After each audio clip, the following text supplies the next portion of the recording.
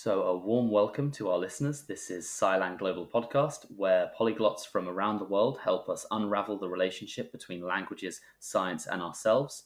My name is Peter, and today I have the pleasure of hosting our guest, Ace Buck. So, Ace is an engineering student and athlete from Melbourne, Australia, and most importantly for us, he is an avid language learner. Ace, thank you for being here today. Thank you for inviting me to join the podcast. I'm very happy to be here. Absolute pleasure. So, most important question to start with: how many languages do you speak fluently, and how did you learn them? Right. A lot of people, when they get asked this question, they often begin by saying it's a bit hard to quantify the number of languages you speak. And I'm no exception to that. But if I have to, I can enumerate the ones which I speak reasonably well or well enough to be able to say I speak them to some extent. That would be English, which is my mother language, French, Chinese, Spanish, and then there are some others which I have very fundamental basic notions in because I played around with them for a little bit, but I wouldn't really say that I speak them. It's just more I had a bit of fun and there might be a few things left in my brain, remnants of study past. That's Right. about it. Yeah. Yeah, I mean, I think that's quite normal for language learners who they have their core languages that they speak really well, and then they have these other sort of what are these offshoots where they have these like little residual knowledge maybe as well from things they've covered in the past. So a lot of people talk about personality changes between their languages as well. Do you feel like you have a different personality in different languages, or is this not something that you relate to? It's a good question. I actually like this question a lot because I find the topic interesting. I think a lot of people are very curious about the idea of languages influencing behavior, uh, and I think a lot of cognitive. I don't know what the word would be. Psycholinguists would have probably looked into this, the Sapir-Whorf hypothesis and linguistic relativity, which is the idea that a language influences the way that you think. So that's kind of a related topic. But to be honest, I don't think my personality changes too much between the languages that I speak. But I did come across a metaphor. I think it was listening to a polyglot called Luca Lampariello who was talking about this topic, and he Yeah, used a I know the one. Yeah. metaphor. Yeah, you know the one. And I quite like the way he expressed his opinions on this, and that was, to be honest, I'm going to change the metaphor a little bit as I go. So if it's not exactly what he said, don't hold me to that. But essentially, the idea is that you have a personality, you have you, and what happens is each language is like a prism or a lens through which that idea of self gets expressed. So I don't know, like you might have a ray of light going through a prism and then it gets, what's the technical term, refracted. And you get different colors coming out in different ways depending on what lens you put it through. So the fundamental input, your personality is the same, but it might come through differently in each language. So that's the abstract response, but the more concrete response I have, this is more coming from me and less stealing someone else's metaphor.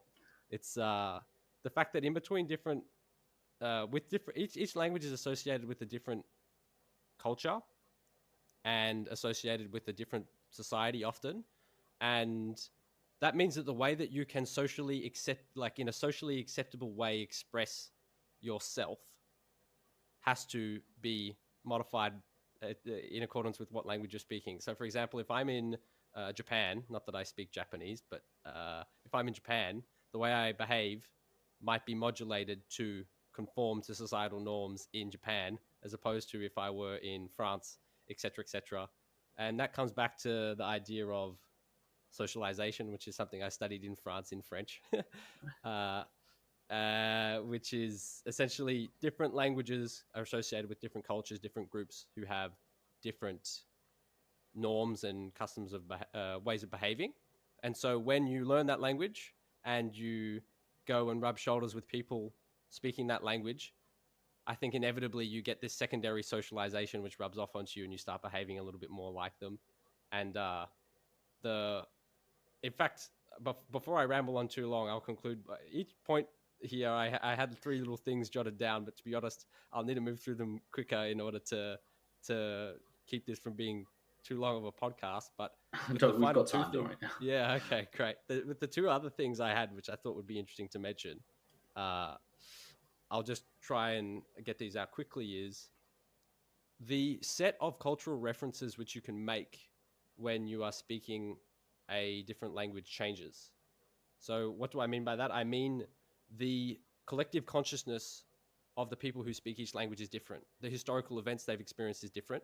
The meme culture amongst youth is different. Uh, the movies that people watch, the content that people consume is all different. So, you need to be able to, if you want to express your personality in an authentic way in another language, you might have to change the way that you communicate to the perfect example of this is an idiom. Okay, so you might say something a certain way in one language, like where there's a will, there's a way. That's what you say um, in English, but in Chinese, you might say something like something about a man who I'm trying to remember it, 武功yi shan, something like this. It's an idiom, which 我 is 不知道. yeah. Anyway, my point is you need to be able to make different references and express yourself differently.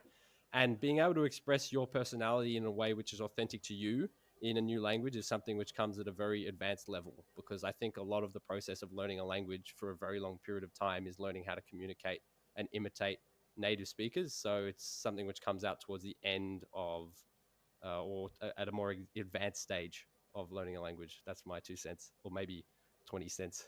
Right. No. It was really well put. And well, I mean, in anyone who listens to what you said there would probably think that you have a a very deep interest, not just in language learning, which of course every polyglot's interested in language learning, but you also have a deep interest in the science of languages and the sociology of languages. I mean, do you think this is true? Is this something you pursue on top of learning the languages themselves? It's definitely something that I'm very interested in. When I was in high school, for people listening, I'm 22 years old. Maybe I'll quickly tack a few biographical pieces of information on. Go for it. You're more than Yeah. welcome to go. Okay, I'm 22 years old. I am, in fact, I literally just graduated from my undergraduate degree at Melbourne University here in Australia, which was a bachelor of science with a major in mechanical engineering and a concurrent diploma in Mandarin Chinese. So that's my academic background. And in high school, I did a thing called the IB, the International Baccalaureate. And when you have to do an extended essay, which is a sort of very, very, very mini thesis.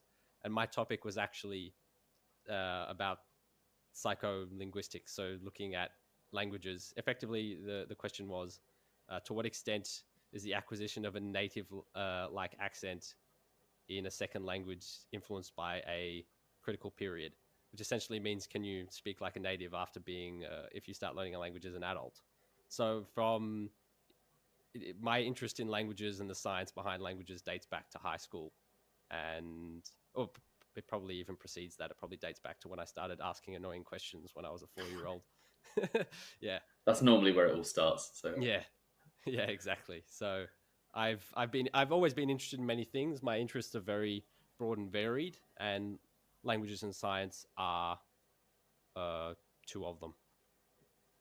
right. So this study that you did, or this area of interest you had, a critical period of language acquisition, specific to being able to speak like a native. I mean, that sounds really interesting to anyone learning a language.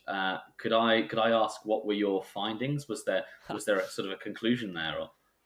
Or Look, I mean, I'm not an expert, and I would defer to experts on these topics. But essentially, what I did was a form of a literature review. I was a very green and novice. I was a high schooler trying to read academic literature and see what I could find because I was interested.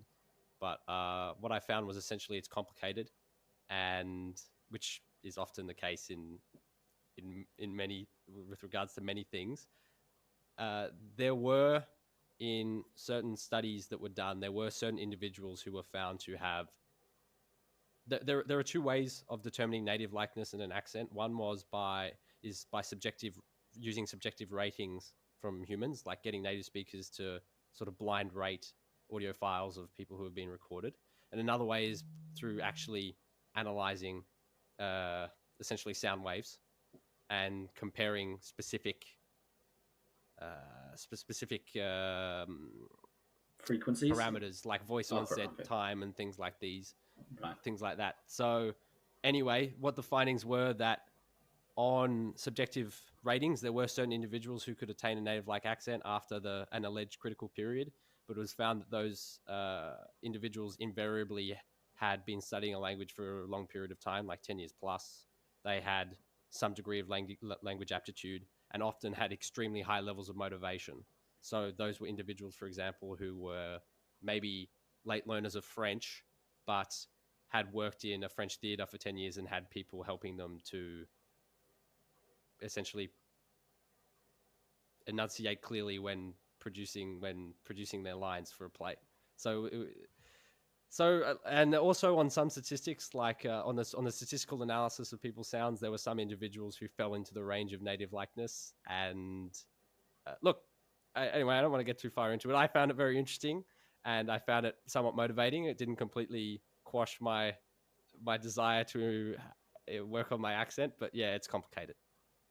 I mean, just remember you're on a science in languages podcast, so Yeah. this is I'm used to this was self-censoring very other very people. interesting. Yeah, Um, I don't want to be the guy at the party who yeah. someone throws out a sort of nothing question like, "Oh yeah, you're interested in that," and then you end up talking about it for 1 hour. No, no, no, pretty no. We love to hear it. That's why we're here. So, what? Well, I suppose I don't want to make you be the bearer of bad news here, but do you think there is maybe like a critical point where afterwards, maybe after that age, it does actually become very difficult, if not maybe the borderline impossible, to actually achieve a native level or a native, so at least sound like a native in a language, or is that sort of too harsh, or too cynical? Well, look, a lot of people would argue it's while it might be an interesting question from a scientific standpoint, a lot of people would argue from a practical standpoint it's not particularly relevant. Because one thing which we all know, people who learn languages know for certain, is that you can get a lot of benefit from learning a language no matter what age you start to acquire it. And you can certainly get to an extremely, extremely, extremely advanced level where you can communicate fluently without with ease and with regards to complicated topics, understand complex cultural references, make new friends in languages, live in the language. You can get to a point where the language is such an ingrained part of your life, and a point at which the language is so useful and positive for you that the question of whether or not you speak like a native at a certain point becomes something that you can be interested in if you're interested in it for interest's sake, but otherwise, from a practical point of view, it's not so important. I happen to be interested in it for interest's sake, but I know a lot of people aren't, and for the people who aren't, my message to them would be don't be discouraged, because whether or not you can or you cannot is not it's not something which is very impactful at the end of the day. I mean, with the languages that I speak, English, French, Spanish, Chinese, uh, I can enumerate countless examples of where they have been extremely beneficial for me. Some of them specifically with regards to languages and science. Like, for example, I could, something which might be interesting is to talk to you a little bit about uh, how I've used French in employment, specifically related to mechanical engineering. Yeah, we'd definitely be interested to hear that. Okay. Well, I'll mention that. I have been studying French since primary school, but it was only towards the end of high school where I started developing any real proficiency. I remember in year 9, which is, how old was I? I don't know, 15, 16, around that age. I arrived at a new school and I was one of the worst students in my class. My French was really bad. I couldn't conjugate the most common verbs. in the present tense. It was, my French was bad. I couldn't say anything. And then I started studying more and more. I started realizing that I enjoyed studying it. I enjoyed the benefits which came from speaking a language. And that's continued to this day. And somewhere along that path, I joined the French club at Melbourne University. And one of my friends invited me. I think the French term is au pied levé, the sort of out of nowhere. I volunteered to go to a networking event au pied levé, sort of just randomly, because my friend had invited me to go there. I was like, all right, I'll practice my French. I had no other desire other than, no other motivation other than go and practice my French. That very evening, I started chatting with someone in French, and they were impressed enough that they on the spot said, "Oh, do you want an internship?" Because they heard that I was studying mechanical engineering. They saw that I spoke French, and very soon afterwards, I found myself working in a small Franco-Australian engineering company which works in rolling stock, which is mechanical engineering, trams, trains, that kind of thing. And the story doesn't end there. So I started working there.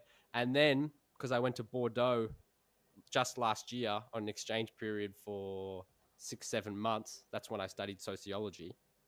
I was able to stay with a work colleague, and it got me out of a big pickle with regards to sort of housing insecurity. All right. Okay. That's a can of worms we might not want to open. But essentially, I got very tangible benefits from having a network, thanks to the job, thanks to the fact that I could speak French, and there's this snowball effect which comes from the effort that I put into learning French many years ago, and now I'm reaping the benefits with employment, network, all sorts of things. It's very tangible.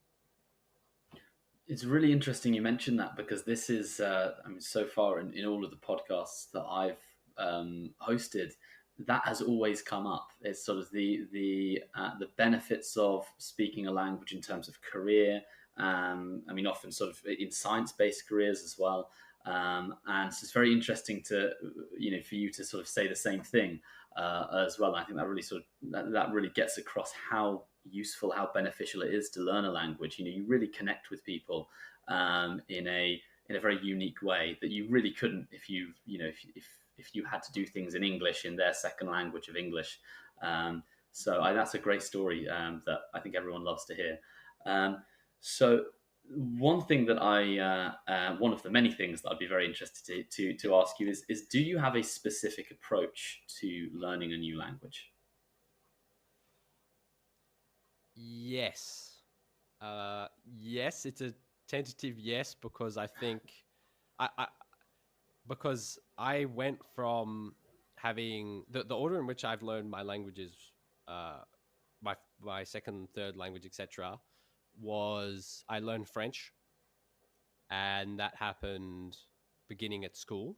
So I was taught, and then alongside that I did a whole bunch of things on my own. But essentially, I didn't have to do it entirely autodidactically. I got a bit of direct instruction, and then I started learning Spanish on my own, and then I started with Chinese. And especially with Chinese, I found that my approach to learning languages, with air quotes here, was an approach to learning Romance languages. Right. And what I mean by that is, with French and Spanish, for example, I almost totally neglected the importance of gaining vocabulary, because I got so many words for free from cognates, and I thought that vocabulary was the least important part of language acquisition. And then I moved over to Chinese, and I was like, oh my God, every single word is something I have to work for. And it became one of my primary uh, focuses with Chinese. Having said that, I still will say yes, I do have an approach to language learning. It just needs to be slightly adapted to each to each language. It's like I've got my set toolkit, and then it's maybe I'll use a bit of a smaller screwdriver instead of a bigger one on this Right. language. Mhm. And if I were to summarize that, it would probably be integrate the language into your life and input. Input, Those yeah. look, it's a lot more complicated than that, and I could talk for a very long time. But I really believe that the more you can integrate a language into your life, the better. Not just from the perspective of acquiring the language in the most effective way possible, but also from a human perspective, which is why are you learning the language? So if you, for me, I often learn languages to communicate with people and gain access to new groups, new information, that kind of thing. So I like to make friends. I like to speak with friends. I like to try and make it so that I'm not just sitting at my desk studying the language all the time, but sometimes I'm doing more authentic experiences in the language. Like I'm maybe going to that place, like going on exchange to France. Or when I'm at home, I'm at French club, meeting the exchange students here, making friends, going and eating crepes, doing things which are fun and enjoyable and aren't just sitting at the desk studying all the time. And then the other one is input. I try to listen a lot. I try to read a lot.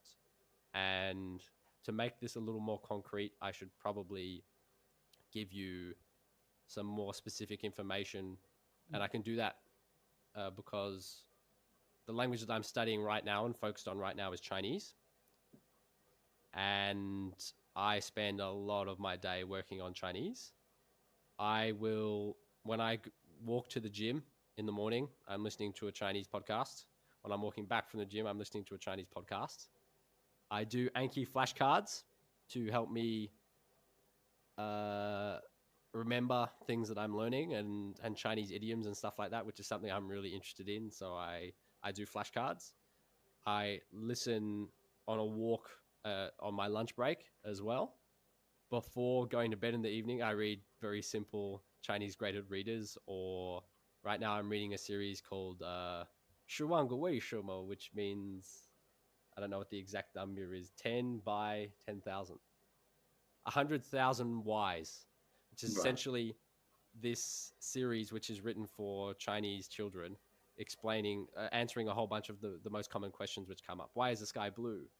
Why does Australia have such weird animals?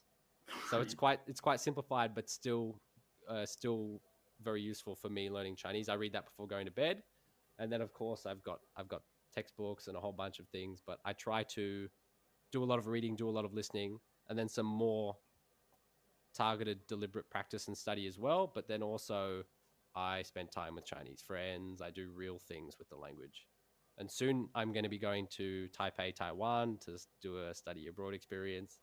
I'm going to Beijing in under a month to compete in an international Chinese language competition called the Chinese Bridge Competition. That's going to be Oh, televised. fantastic. So look, I try to do a lot of things with my language. It's not just sitting at my desk. I try to explore the world, and I and there are benefits which come from that as well. I I found myself unwittingly on the 7 o'clock news program in on CCTV, which I looked it up afterwards. Apparently, there are 120 million daily viewers on that program. Right. So Oh, fantastic. apparently, I've had yeah, there are random things which happen from learning languages. Yeah. I actually saw this footage because I had a quick look at your Twitter account as well Oh before we right, started, because I know you put a lot of stuff on there, and it was yeah. really interesting sort of to go through it.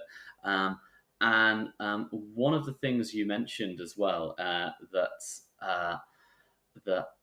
I found very interesting was you I think you put a tweet up about making a mistake in French in front of someone. I think you made a mistake to do with the gender of a noun, and this person decided that you couldn't speak French. I don't know how much of Oh this was a my, joke, I remember this. was probably maybe a good example, of how sort of how critical this person was being. What I was going to say is, do you think that when you speak different languages, for example, in Chinese versus French, do you think the expectations are different? Do you think that the Huh. people expect more, or or some people are just happier with less, just very basics? What do you think about Definitely. If you speak 2 words of Chinese, the first thing that's going to be coming your way is, "Oh my God, you're so amazing," and you'll that? be like, Yeah, 你很棒,你很厉害, and then they'll be giving you a thumbs up, and they'll be really yeah, happy for you. With French, people don't have that same enthusiastic reaction. But the other thing which you do notice with Chinese, for example, the thing which is a marker of you being really good is probably not getting that response, getting a more more considered reserved response of going, "Wow, your Chinese is really good. Mm. Uh, Tell me how you learned it," rather than just this huge like, "Oh, wow, you're great." Because you will find if you learn Chinese and you can say literally one sentence, you'll get a lot of "Wow, your Chinese is so good." Mm. They're just being polite, and it's nice. It's nice to get the encouragement, but it doesn't mean that you're actually good. That's Yeah. one thing you learn very quickly. So definitely the reception is very different. Obviously, with the French, there's this big stereotype that if you don't speak their language and you're in their country, they're very snobbish. I don't know if that's true because every time I've been to France, I've spoken French. Yeah. So I don't know. I'm more my cultural experience of French is I'm forgetting the word, but it's more endocentric. I think is what the word is. It means it's more like me living in the culture and observing it from within, rather than feeling like I'm Mhm. coming from without. Because coming from an external Coming from environment, the outside, yeah, yeah. yeah, it's definitely felt that way because I've gone on exchange and then had French uni friends, and my French has always been quite good. So, Mhm. I, yeah, I'm not sure about that. Not sure about what the experience is if your French isn't that good. Right, I see. So with your French then, and you never got to go to France when you were learning. It's almost you reached only when you reached a very high level did you go to France. I have been to France only twice. I went to France in 2018 for 3 weeks, right before my final year of high school on exchange. I went to Lyon, and even I mean, my French is better now, but then it was still pretty good. And then last year I went, and that's when I was at the University of Bordeaux, literally studying courses in sociology and economics in French. And I mean, look, I got to be careful here because it sounds like it sounds like bragging. It's not. It's just I put in literally years upon years of effort, and really just after a long time you stop thinking of it as a foreign language and you just sort of think of it as another one of your languages. I mean, I'm not great. I still make mistakes here and there, and whatever. I just don't really consider it to be a significant thing. Like, especially if you get that story that you brought up where I was at a party, and this is the a lot of people who learn languages are aware of the fact that it can become a bit of a party trick where someone's like, "Oh, you speak this language? Say insert any random thing Yeah. that you want. Like, say, how do you say penguin in this language, or some super uncommon noun that you've never heard of?" In my case, I got asked to say something, and I think I got the gender of something wrong, and the person decided after 5 seconds that I was clearly not capable of speaking French. So yeah, Yeah, that wasn't. Yeah, yeah. I think the party trick element is true, and I think anyone who is learns languages and speaks other languages and likes to use them socially definitely understands and has profited from the social currency of that Yeah, of that, you know, at any kind of like social gathering or party. um, and like I say, it is a really fun trick, and it can really break the ice with people as that's well. true. Do you consider this to be one of the most sort of fun ways of using a language, which hasn't actually got something to do with immersing yourself in the culture?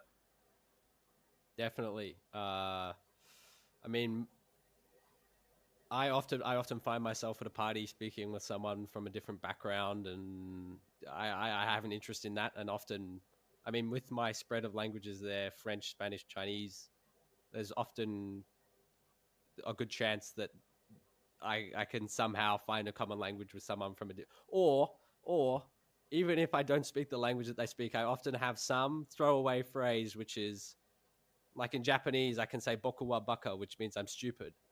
But because my Okay. last name's Buck, it's kind of a nice icebreaker because it seems like I'm trying to introduce myself and just calling myself stupid. So that can be quite funny. Uh, I have things like that in a lot of languages, which I pull out just to break the ice, and it's a nice way to make people feel welcome if it's in Melbourne, for example, and they're an exchange student or something like that. But also, it's a nice way to break the ice with someone and show that you're genuinely interested in where they come from, and so in the same way that I might self censor when I just out of habit so that I don't talk for hours about something that I think people might not actually be interested in. People will ask you a question, right? It's like, oh, you're interested in this. Here's a question. It doesn't necessarily mean they really want all the details. There's some interest in Mm. you, but you've got to sort of calibrate to the degree of interest that's really there. I Mhm. think a lot of people, when I've sort of observed this, often when I ask people about where they're from and that kind of thing, they don't immediately volunteer all the information. And that's normal because maybe they haven't had positive experiences doing that all the time. But when you start showing that maybe you know a few things about their culture, you know a little bit of their language, and then especially if you can actually speak their language, like let's say it's French, for example, then there's this immediate warming towards you and this genuine connection which is created, and you take that, you sort of skip a stage of getting to know each other where it warms up a bit quicker than it would have otherwise. And of course, Yeah. the liquid courage, if there's any alcohol involved in a social event, that's always something which helps. But I think the real human connection which can come from learning languages is that's the reason why I learned them predominantly.